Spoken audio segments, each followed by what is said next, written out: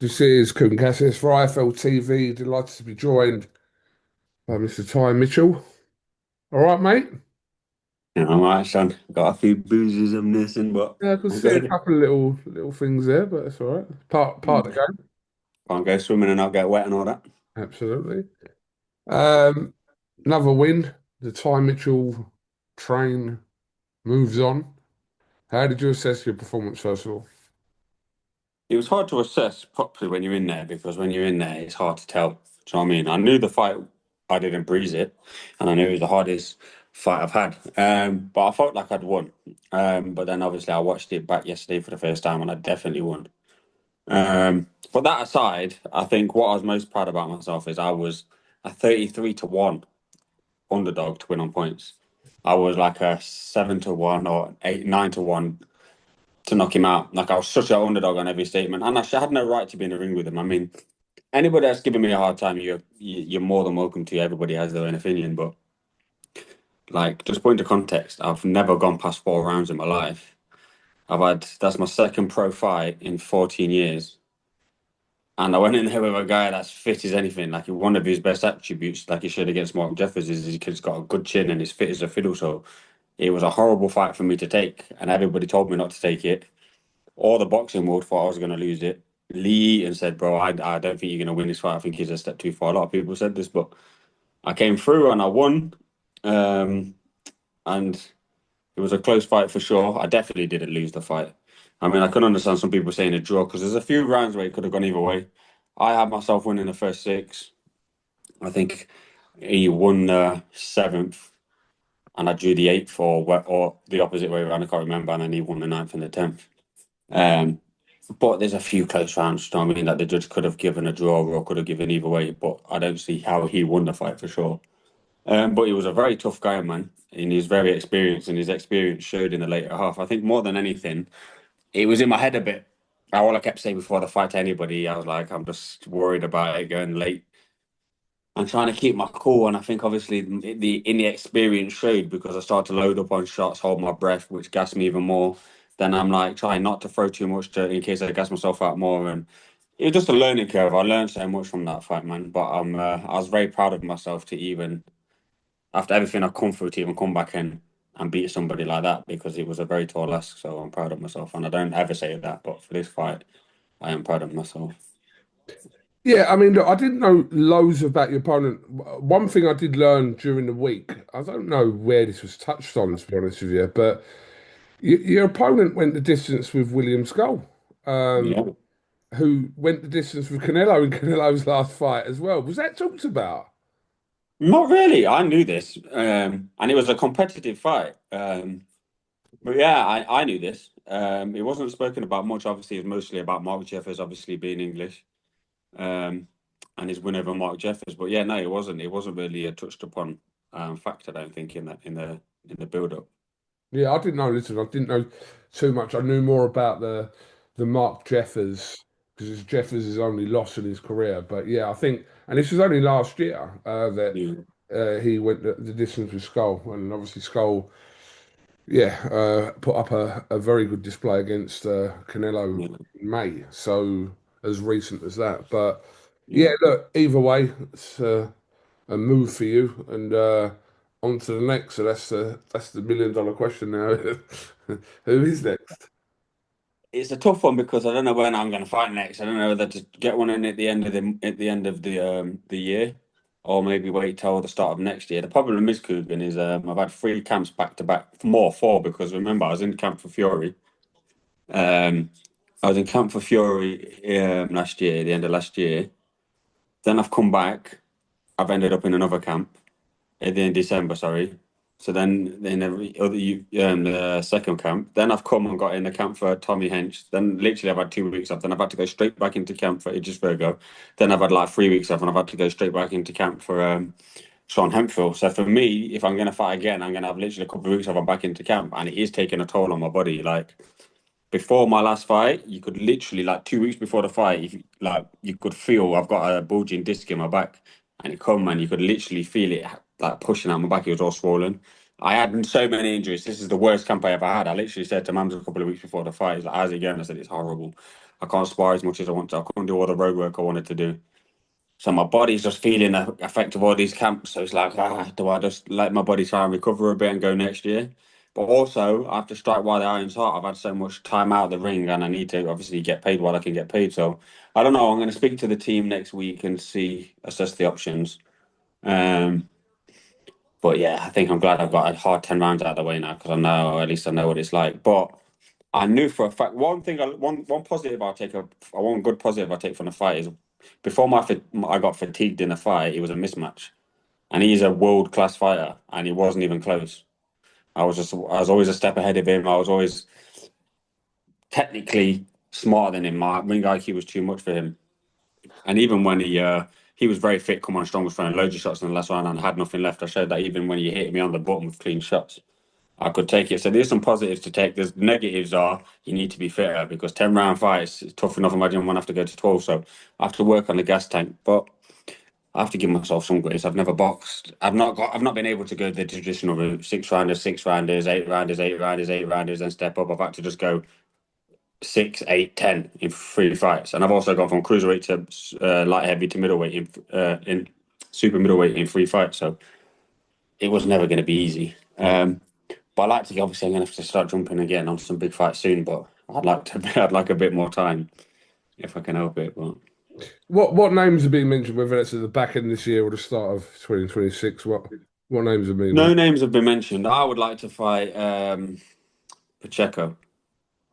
Most I'd like to fight. I think it'd be a good fight stylistically. We're both about the same height. Very We're hard both fight that. yeah, good for that's what I'm saying. He's a Yeah. hard fight, and I'd be again a huge underdog. And rightly so from what he's done. Yeah, I should be an underdog. But that's probably the kind of fight I'd like at some point next year because I haven't got the time to just sit around and keep building myself up. I just have to literally jump in deep waters and hope I can swim. Do you know what I mean? But it's a good fight, and I think it's one that could be made. Okay. Um, looking obviously back at Saturday night, there was a lot of mayhem, as in true Misfits style. Where was you when all the Froch and Till stuff was going on? I was in my changing room, I think, because I had to do a piss test. So I was just like stood there in the thingy. I watched a bit of it. Then as I come out, Froch had left and walked past me, but I didn't really see it. I only seen it after. But I think I think you can't. People had a negative opinion of Misfits when they first started, but I think people are starting to enjoy it now a bit more. Do you know what I mean? Like I think it's even come away from the influence of boxing so much. You still have the influence of boxing down there, but now it's like legit MMA champions and legit MMA people, and you're also having like legit boxing matches, people that are world ranked fighting on there. And then sprinkled, and now you still have like the influencers with the Joey Essexes and whatever. I think you get everything from Misfits, man. You get a bit of absolute trash boxing, but it's so entertaining to watch. But then you also get big personalities, and I think it's good, man. I think they're going from strength to strength, and I'm actually quite proud to be a part of it. One thing I'm annoyed about though, BoxRec have put me up to sixth in the UK, and they put Mark Jeffers is still third. How's Mark Jeffers ranked above me after I've just beat the guy that beat him? How the fuck does that work? Piss me off. All right, get on to them about it. I give up with them. To be honest with you, I've seen their rankings and they've never been normal. I've never understood their rankings. I'll just leave it to them. Do you think But they'll, yeah, do you think they'll come off Carl Froch and Darren Till? I mean, Callis Ireland, I think, has made some comments even today saying I possibly. don't think so. No, I I don't think don't think so myself, just because I don't think Carl Froch will. it's just what's he gonna gain from it? Like what can Gar Fox gain from it? Because he's got loads of money anyway. He's got full of dough. To my knowledge, obviously he's on the next city to be Nottingham. To my knowledge, he's very reinvested his money very well. He's got a lot of property. He's got full of dough, and he's what's he gonna get? I just don't know what he can gain from it. It would be a good fight. I'd love to watch it happen. But if I'm thinking from Carl Fox's standpoint, it's a lose lose. Okay, if I go in there and I win, you're meant to win. He was an ex-world champion boxer, and whatever. But if you lose, one, you're not really bothered about making the money because you've got enough, and two, now you've lost your legacy, and I don't think he'll swallow that well. Do you know what I mean? Like you wouldn't do. Do you know what I mean? And he is like nearly 50-year old. What do So you think would what happen would if they actually did fight, though? um? I, th- it's hard because obviously I don't know what he's got left in the tank. You've got to think.